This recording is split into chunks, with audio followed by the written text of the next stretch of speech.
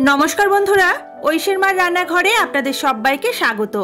Chicken খেতে আমরা প্রায় সকলেই পছন্দ করি আর আমাদের সকলের বাড়িতে প্রায়শই চিকেন রান্না হয়, কিন্তু অতিরিক্ত গরম পড়লে চিকেনটাকে তেল মশলা দিয়ে রান্না করে খেলে সেটা স্বাস্থ্যের জন্য যেমন খারাপ হয়, অতিরিক্ত গরমে তেল মশলা খেতেও কিন্তু ভালো লাগে না। খুব যখন গরম পড়ে আমি কিন্তু চিকেনটাকে এইভাবে রান্না করি। দেখুন তো আপনাদের ভালো লাগে কিনা। চলুন তাহলে দেখে নিই রেসিপিটা। জানি অনেকেই ভালো বানাতে পারেন, কিন্তু অতিরিক্ত গরমে আমি যেভাবে বাড়িতে চিকেনটা রান্না করি সেই স্বাদটা কিন্তু ভীষণই সুন্দর হয় আর গরমে একদম তৃপ্তিদায়ক খাবার। তো চলুন রেসিপিটা কিভাবে বানাই দেখে নিই। প্রথমে 2 টেবিল স্পুন সরষের তেল দিয়ে দিয়েছি, তেলটা ভালো করে গরম করে নিয়েছি। এরপর ডুমো করে রাখা কয়েকটা আলু দিয়ে অল্প লবণ আর হলুদের গুঁড়ো দিয়ে আলুটাকে হালকা করে একটু ভেজে তুলে নেব। এখানে গরমে আমি কিন্তু তেল মশলা সবটাই একটু কম কম ব্যবহার করি, আর এই রান্নাটা কিন্তু খুব কম সময়ের মধ্যে রান্না করি যাতে অনেকক্ষণ পর্যন্ত আমাকে রান্নাঘরে থাকতেও না হয়। আলুগুলোকে হালকা করে ভেজে তুলে নিয়েছি। এবার ওই তেলের মধ্যেই একটা তেজপাতা, একটা শুকনো লঙ্কা, 2টো ছোট এলাচ মুখটাকে ফাটিয়ে 1/4 টিস্পুন গোটা জিরে ফোড়ন দিয়ে দিলাম।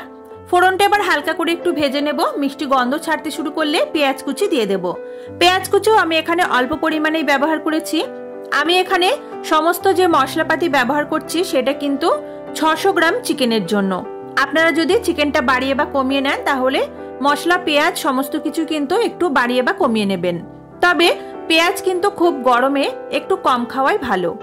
পেঁয়াজটা হালকা করে একটু নাড়াচাড়া করে নিয়েছি। এরপর আমি এর মধ্যে দিয়ে দিচ্ছি আগে থেকে মিক্সিতে বেটে নেওয়া আদা রসুন কাঁচা লঙ্কা। আদা রসুনের পরিমাণ সমান সমান নিয়েছি, আর কাঁচা লঙ্কাটা যে যেমন খেতে চান ঝালটা সেই অনুযায়ী দেবেন। আমি কিন্তু রান্নায় কাঁচা লঙ্কাই ব্যবহার করি, এখানে কোনো রকম শুকনো লঙ্কা বা লাল লঙ্কার গুঁড়ো আমি দিচ্ছি না। আপনারা চাইলে অবশ্যই কিন্তু লঙ্কার গুঁড়ো এখানে ব্যবহার করতেই পারেন। তো কাঁচা লঙ্কা দিয়ে এই রেসিপিটা করলেই সব থেকে বেশি ভালো হয়। আপনারাও চেষ্টা করবেন কাঁচা লঙ্কা দিয়েই করতে, এতে কিন্তু রান্নার স্বাদটাও ভালো হয় আর কাঁচা লঙ্কার ঝালটা কিন্তু গরমে শরীরের জন্য ভালো। মশলাটাকে 1 থেকে 1.5 মিনিট মতো একটু নাড়াচাড়া করে নেওয়ার পর এবার আমি দিয়ে দিচ্ছি চিকেনটা ভালো করে ধুয়ে জল ঝরিয়ে নেওয়া ছিল। আগে থেকে চিকেনটা যেহেতু ম্যারিনেট করারও কোনো ঝামেলা নেই, তাই রান্নাটা কিন্তু খুব কম সময়ের মধ্যেই হয়ে যায়। চিকেনটা দিয়ে ভালোভাবে একবার নাড়াচাড়া করে মিশিয়ে দিলাম মশলার সাথে। এরপর 2 টেবিল স্পুন টক দই আমি ফেটিয়ে রেখেছিলাম, আর টক দইটা অবশ্যই জল ঝরিয়ে নেবেন, সেটা দিয়ে দিলাম। সাথে অল্প একটু জিরের গুঁড়ো, ধনের গুঁড়ো, স্বাদ অনুযায়ী লবণ, অল্প একটু হলুদের গুঁড়ো দিয়ে দিলাম। এবার সমস্ত কিছু ভালো করে একবার মিশিয়ে দিতে হবে। তারপর ঢাকা দিয়ে এটাকে 2 মিনিট মতো রেখে দেব। আসলে মশলাটা কিন্তু ঢাকা দিয়ে দিয়েই আমাদের কষিয়ে নিতে হবে, আর যেহেতু কম তেল মশলাই তাই মশলাটা যত ভালো করে কষিয়ে রান্না করবেন তত কিন্তু স্বাদটা ভালো হবে। আমি 2 মিনিট পর ঢাকাটাকে সরিয়ে নিচ্ছি। দেখুন চিকেন থেকে কিন্তু অনেকটা পরিমাণে জল বার হয়েছে, আর এই টক দই চিকেন থেকে যেটুকু জল বার হবে তাতে কিন্তু চিকেনটা ভালো মতো কষানো হয়ে যায়। আলাদা করে কোনো রকম জল ব্যবহার কিন্তু প্রয়োজন পড়ে না। ভালো করে নাড়াচাড়া করে দিচ্ছি আরো একবার। তারপর আবার আমি 1 থেকে 1.5 মিনিটের মতো ঢাকা দিয়ে এটাকে রেখে দেব। তারপর আবারও 1.5 মিনিট পর আমি ঢাকনাটা সরিয়ে নিচ্ছি। এখন দেখুন আরো কিছুটা জল বার হয়েছে, আর যেহেতু দুবার আমি ঢাকা দিয়ে দিয়ে রান্না করেছি তাই চিকেনটা কিন্তু অলরেডি একটু নরম হতেও শুরু করে দিয়েছে। এবার আর ঢাকা দেব না, গ্যাসের ফ্লেমটা হাইতে করে দিয়ে এটাকে 3 থেকে 4 মিনিট মতো একটু ভালো করে কষিয়ে নেব, যাতে জল ভাবটা চলে যায় আর চিকেনটা খুব সুন্দরভাবে কষানো হয়ে যায়। চিকেনটা কষানোর সময় ভেজে রাখা আলুগুলোকেও দিয়ে দিলাম। আলুগুলোকে দিয়ে চিকেনটাকে একসাথে ভালো করে কষিয়ে নিচ্ছি। দেখুন চিকেনটাকে কিন্তু আমি ভালো করে কষিয়ে নিয়েছি, এর থেকে বেশি কষানোর আর দরকার নেই। এবার আমি এর মধ্যে দিয়ে দেবো পরিমাণ মতো গরম জল। যেহেতু আমি একটু পাতলা ঝোল করতে চাইছি তাই জলের পরিমাণটা কিন্তু একটু বেশি দিলাম। আপনারা যেরকম রাখতে চান সেই অনুযায়ী কিন্তু দেবেন।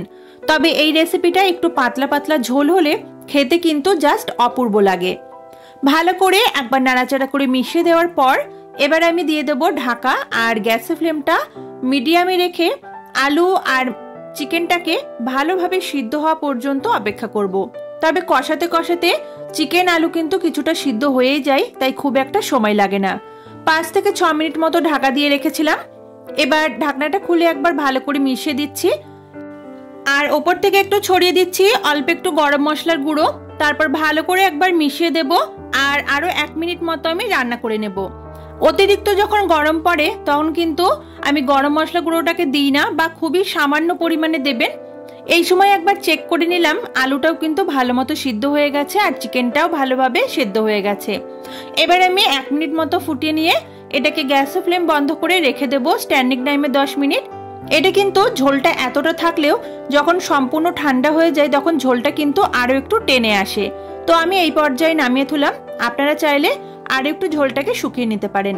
তাহলে আপনারা অতিরিক্ত গরমে এরকম একটি চিকেনের ঝোল রান্না করে খেয়ে দেখতে পারেন। রেসিপিটা আপনাদের কেমন লাগলো কমেন্ট করে জানাবেন। ভালো লাগলে প্লিজ একটা লাইক করে চ্যানেলটা সাবস্ক্রাইব করবেন। সবাই ভালো থাকুন, সুস্থ থাকুন। আজকের মতো টাটা।